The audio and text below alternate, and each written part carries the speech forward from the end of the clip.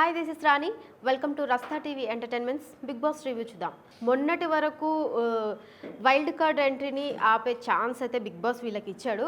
So వీళ్ళు మాత్రం కొంతమందిని మాత్రమే ఆపగలిగారు. సో ఇప్పుడు కూడా నేను ఇంకొక ఛాన్స్ ఇస్తున్నాను. సో మీరు నేను పెట్టిన టాస్క్లు అయితే ఆడి మీరు వైల్డ్ కార్డ్ ఎంట్రీస్ని ఆపగలగాలి అని చెప్తాడు. సో ఒకవేళ మీరు కనుక ఇరు క్లాన్లు అంటే 2 క్లాన్లు కనుక ఓడిపోతే వైల్డ్ కార్డ్ మాత్రం ఒకటి మాత్రం ఇక్కడ మీరు ఓడిపోయిన కొద్దీ వైల్డ్ కార్డ్స్ ఎంట్రీ అవుతూ ఉంటాయి అని చెప్పేసి బిగ్ బాస్ చెప్తాడు. ఓకే, ఇప్పుడు ఫస్ట్ టాస్క్ ఏంటంటే నిఖిల్ అండ్ విష్ణుప్రియ ఆడతారు.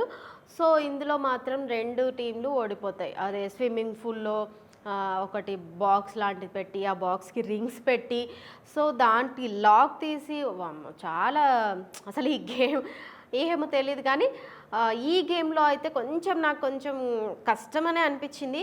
సో ఈ గేమ్లో అయితే 2 క్లాన్లు కూడా ఓడిపోయినాయి. సో ఇంకొకటి ఏంటంటే ఇందులో కూడా టైం ఇచ్చారు, ఏంటంటే ఓన్లీ 10 మినిట్స్ మాత్రమే టైం ఇచ్చారు.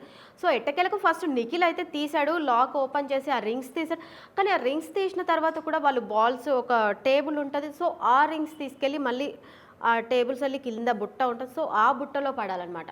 సో ఈ గేమ్లో నిఖిల్ ఒకటే వేసాడు. సో ఆయన ఎట్టకేలకు సరే కూడా 2 టీంలు కూడా ఓడిపోతాయి. సో 2 టీంలు ఓడిపోవడం వల్ల ఇంకొక వైల్డ్ కార్డ్ అయితే అక్కడ వచ్చేసింది, సెట్ అయిపోయింది. రెండవ టాస్క్లో మణికంఠ అండ్ యష్మి వీళ్ళిద్దరూ ఆడతారు. సో వీళ్ళిద్దరూ ఆడినప్పుడు అయితే ఈ టీంలో అయితే యష్మి విన్ అవుతుంది అండ్ మణికంఠ ఓడిపోతాడు. సో కాంతార టీం ఓడిపోవడం వల్ల బిగ్ బాస్ చెప్తాడు, కాంతార టీం ఓడిపోవడం వల్ల మీ క్లాన్లోంచి ఎవరైతే ఈ ఆటకి అనర్హుడు అని అనుకుంటున్నారో వాళ్ళని ఒకరిని తీసేయాలి అని చెప్పి బిగ్ బాస్ చెప్తారు. సో అలా చెప్పగానే కాంతార టీం వాళ్ళందరూ కూడా కూర్చొని డిస్కస్ చేసుకుంటారనమాట. అంటే సీత అడుగుతుంది నీ ఒపీనియన్ ఏంటి అనేసి వీళ్ళని అడుగుతూ ఉంటే ప్రేరణ అంటది మణికంఠని తీసేద్దామని చెప్పి నైనిక, ప్రేరణ వీళ్ళందరూ మణికంఠ పేరు చెప్తారు. సో మణికంఠ పేరు చెప్పగానే నబిల్ అంటాడు, నబిల్ నీ ఉద్దేశం ఏంటి అని సీత అడుగుతుంది. సో నబిల్ ఏమంటాడు అంటే నా ఉద్దేశం అయితే సీతని నిన్ను తీస్తే బాగుంటుంది అనిపిస్తుంది. ఎందుకు అంటే నువ్వు ఇప్పుడు చీఫ్గా ఉన్నావు, అంటే నువ్వు సేఫ్ జోన్లో ఉన్నావు, మిగతా కొంచెం మంది మేము నామినేషన్లో ఉన్నాం కదా, సో అందుకని నిన్ను తీస్తే బాగుంటుంది అని చెప్పేసి నబిల్ అంటాడు. సో అలా అనేసరికి ఇంకొక మణికంఠని ఎందుకు వద్దంటాడు అంటే తను ఇంతకుముందు లాస్ట్ వీక్లో శక్తి క్లాన్ నుంచి మన క్లాన్కి వచ్చిందే ఒక ఛాన్స్ ఉంటుంది, అంటే ఆడటానికి ఒక ఛాన్స్ ఇస్తారు. సో అందుకనే ఇక్కడికి వచ్చినాడు మణికంఠ.